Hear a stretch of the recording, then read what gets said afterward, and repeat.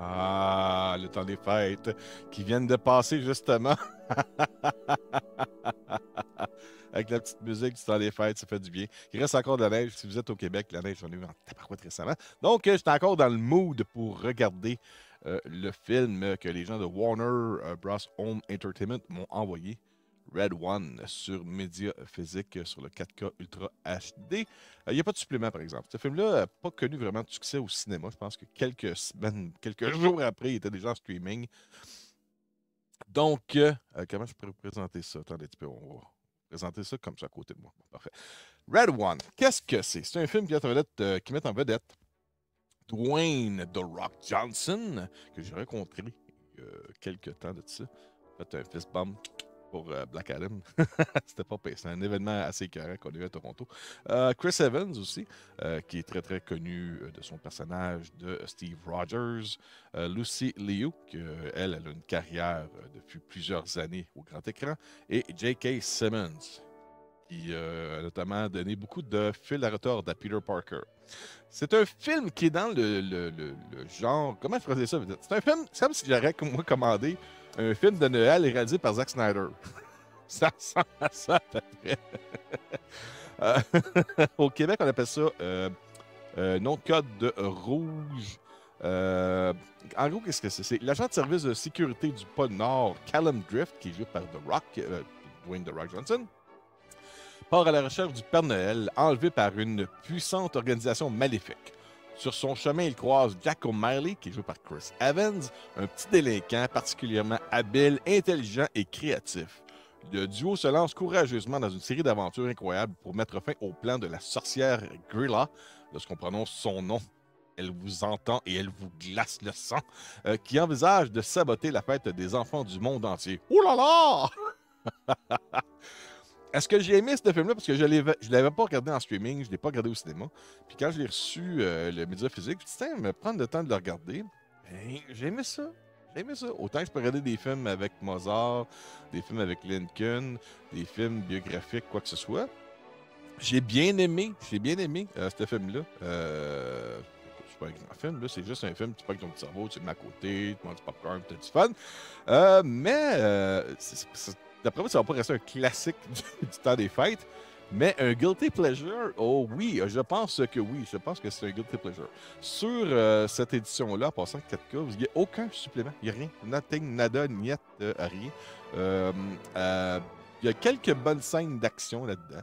C'est très comique. C'est pour les jeunes. On se prend pas trop au sérieux. C'est un film qui dure 2 heures et quelques secondes, on va dire ça de même.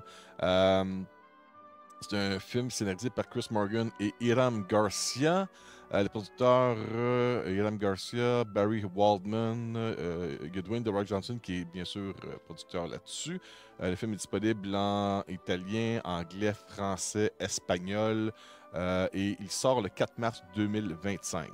Donc, cette édition aussi, en 4K, je dirais que c'est le fun. Je suis content de l'avoir. Ça va se rajouter avec toute ma collection de films du temps des fêtes.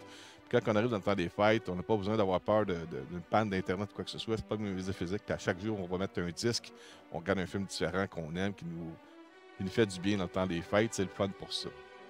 En gros, dans ce film-là, vous allez retrouver quelques scènes d'effets spéciaux. Il y a des univers parallèles avec Krampus là-dedans. On dirait ça, on dirait une séquence où est-ce qu'on se retrouve dans un monde de Guillermo del Toro, un peu comme dans l'univers de Hellboy, là, avec tous des monstres, des créatures. Et c'est très bien fait. Oui, il y a des effets numériques, mais il y a d'avoir beaucoup d'effets pratiques aussi en vrai. C'est du make-up. Il y a des scènes comiques. Le scénario, c'est très simple. Il reste vraiment compliqué dans ce film-là. C'est le fun, c'est pas mauvais. Je vous dirais que j'ai arrêté de voir ça au cinéma, je suis recherché, puis j'aurais fait, ok, cool. Dans le temps que tu vas au cinéma, tu vas au resto, puis tu vas faire le magasinage du temps des fêtes, c'est correct, c'est correct. Tu sais, t'en demandes pas plus dans le temps des fêtes. Tu veux pas te compliquer la vie. Tu veux pas voir un drame qui va te ramener des personnes que tu t'ennuies, qui sont décédées, qui sont parties, qui t'ont fait du mal dans la vie, qui t'ont tout arraché. Le problème de payer des comptes, des choses comme ça, l'inflation, la politique, c'est la religion. Toutes ces maudites cochonneries-là qui nous ruinent la santé psychologiquement. Ce film-là, c'est là pour. C'est comme du. C'est du petit bonbon, c'est du sucre qui fait du plaisir. That's it. Faut pas se compliquer la vie. Faut pas chercher des bibettes où il n'y en a pas. C'est juste ça. Oui, le film a l'air d'un film un peu comme dit au début, comme si Zack Snyder avait fait un film de Marvel dans le temps des fêtes. Ça ressemble littéralement à ça. Le design des bonhommes de neige avec une surdose de stéroïdes ou des combats de claques à la gueule ou des effets spéciaux où on est capable un peu à la Ant-Man de grossir, de rapetisser, que ce soit des personnages ou la scène avec la poule. Si vous n'avez pas vu le film, je vous dis, elle tient avec une poule là-dedans, c'est tellement hilarant. Il y a plein de tours dans son sac de Rock là-dedans. Puis Chris Evans, il fait le personnage un peu qui il est comme Jack Frost un peu là-dedans, sans l'être. Mais en tout cas, j'ai eu du fun avec ce film-là. Ça va se rajouter dans une belle collection de films du temps des fêtes pour les années à venir. Il y en a de tous les genres, tous les côtés humoristiques. Ça fait du bien. C'est juste ça. C'est ça un film du temps des fêtes.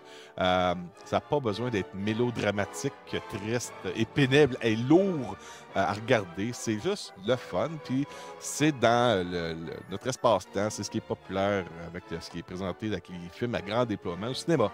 Donc, est-ce que je vous recommanderais d'acheter Red One? Peut-être pas nécessairement, mais je vous dirais qu'après l'avoir vu comme ça, je suis content de l'avoir. Et je vous dirais que c'est, oui, une fois de temps en temps dans le temps des fêtes, là, ça va être le fun. Ça fait différent aussi, ça change de tous les mêmes films qu'on a chaque année. D'en rajouter un par année, c'est le fun aussi. C'est un peu comme les disques de temps des fêtes. On a demandé tout le temps les mêmes chansons par les mêmes chanteurs. Tu veux un petit peu de nouveau. Donc, il y a ça qui se rajoute un peu dans la collection. Donc, là-dessus, je vous dis merci beaucoup.